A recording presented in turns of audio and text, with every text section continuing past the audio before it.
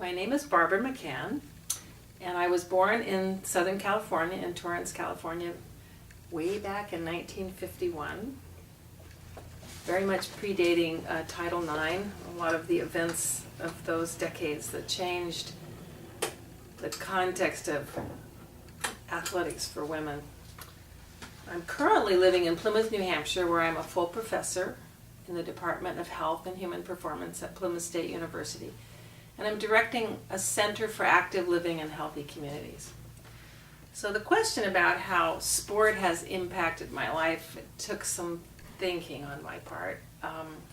When I look back, I remember as a child I had very severe asthma, and at the time the medications and the care of asthma were nothing like they are today, and I was discouraged from being very, very active. I loved riding my bike and skating, and I was able to be a cheerleader in high school, and so that was my connection with sports in terms of a social context, and that actually did have quite a solid impact on my social life. I chose a college that had no sports, attended a graduate school, and at the time my boyfriend was a tennis pro.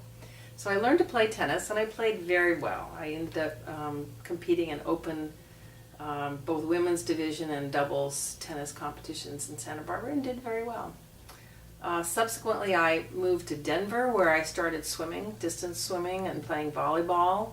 So sports was very recreational, and pretty much had no problem with my asthma at that point in time. Started rough water swimming in Hawaii, where I had a position at the University of Hawaii.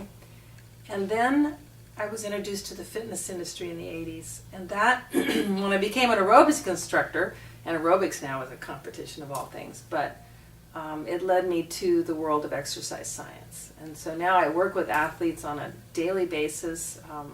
My children, both girls, are very good athletes in their own right, and it became my career, basically the foundation for my career. So that is how sport has impacted my life.